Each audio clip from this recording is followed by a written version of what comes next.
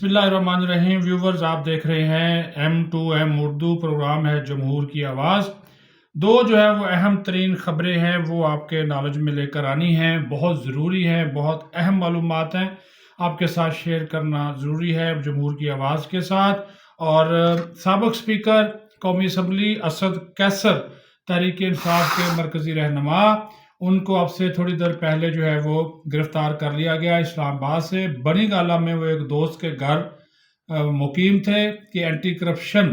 खैबर पख्तूनख्वा या anti corruption Peshawar की जो टीम है उन्होंने इनको जो है वो गिरफ्तार करके थाना बनी गाला में मुंतकिल कर दिया है और अब इनको वहाँ से जो है वो पेशावर मुंतकिल किया जाएगा जहाँ पर इनके खिलाफ केस दर्ज है।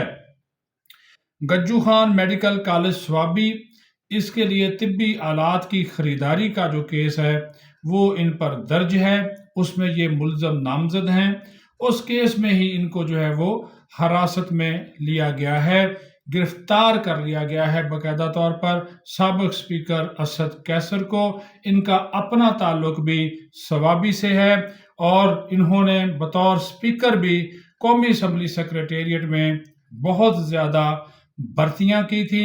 खिलाफ कवायद भर्तियां की थी, उसका केस अभी बाकी है। लेकिन ये चूंकि एक अहम केस है, इन पर दर्ज था, एंटी करप्शन की टीम इनके खिलाफ तहकीकात कर रही थी, उन तहकीकात के हवाले से पेशरफ्त हुई और उसमें ये मुलजम साबित हो गए। तो जब वो तहकीकात मुकम्मल हो गई तो बाकायदा तौर पर इनको मुलजम नामजद कर दिया गया और इनको जो है वो गिरफ्तार करके एंटी करप्शन की टीम ने थाना बनी गाला में मुंतकिल कर दिया है और अब वहाँ से इनको पेशावर जो है वो ले जाया जाएगा और उसके बाद बाकायदा तौर पर इनको अदालत में पेश करके फिर इंक्वायरी और तफ्तीश का जो सिलसिला है वो इनसे शुरू कर दिया जाएगा। इनके भाई ने भी गिरफ्तारी की तस्दीक कर दी है और ख़ुद एंटी करप्शन के ज़राए हैं, उन्होंने भी इस बात की तस्दीक की है कि साबिक़ स्पीकर कौमी असम्बली असद कैसर को इस्लामाबाद से गिरफ्तार कर लिया गया है।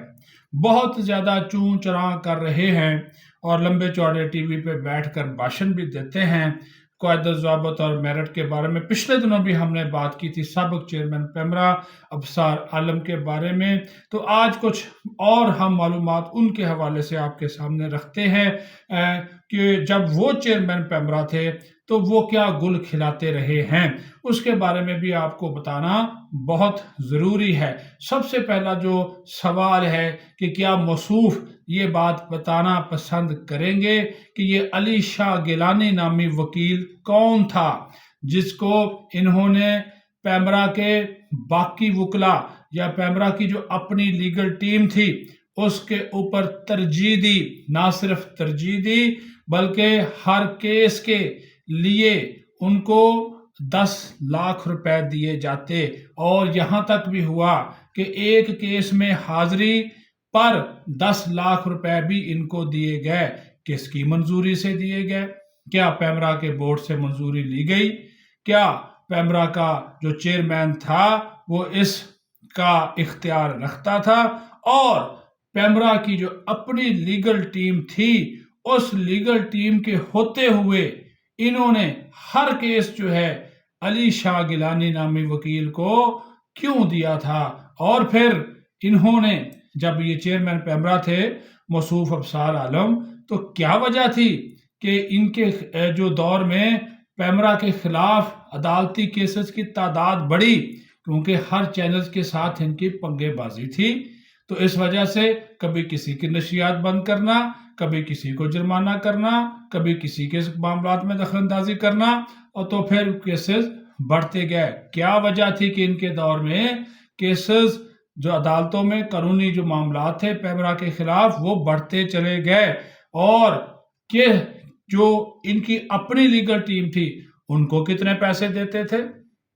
और इन मौसूफ को अली शाह गिलानी नामी वकील को कितने पैसे दिए जाते थे, ये बात बताना बहुत ज़रूरी है। इन सवालों के जवाब इनको देने चाहिए जो आजकल मुख्तलिफ इदारों के ऊपर उंगलियां उठा रहे हैं और अपने आप को हाजी कुतुबुद्दीन पेश कर रहे हैं। ऐसा जो है वो नहीं चलता। और आखिरी जाते जाते एक सवाल اگر وہ ان سوالوں کے جواب دے دیں گے تو پھر ان سے یہ بھی پوچھنے کی جسارت کریں گے کہ یہ آمنہ ناصر صاحبہ کون تھیں، جن کے اوپر بہت مہربان تھے، بہت ان کے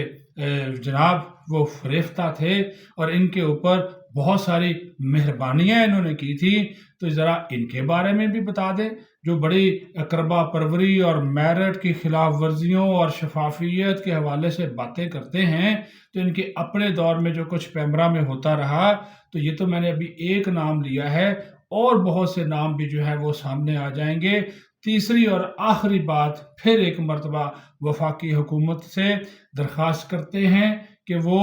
فوجی عدالتوں کے خلاف جو فیصلہ 4 ججز کا آیا ہے اس کے خلاف اپیل کرے۔ آج سیکرٹری دفاع ملے ہیں اٹارنی جنرل آف پاکستان سے اور ان سے ریکویسٹ کی ہے کہ وہ اس حوالے سے جو نظر ثانی اپیل ہے وہ دائر کر دیں اور جلد دائر کر دیں، لیکن ان 4 ججز کا چونکہ ابھی تفصیلی فیصلہ نہیں آیا جس کی حکومت منتظر ہے، جیسے ہی وہ فیصلہ آئے گا یہ اپیل جو ہے اس فیصلے کے خلاف دائر کر دی جائے گی، کیونکہ یہ بہت ضروری ہے۔ عوامی سروے ہوئے ہیں، ان عوامی سروے میں لوگوں نے واضح طور پر کہا ہے کہ فوجی عدالتیں بہت ضروری ہیں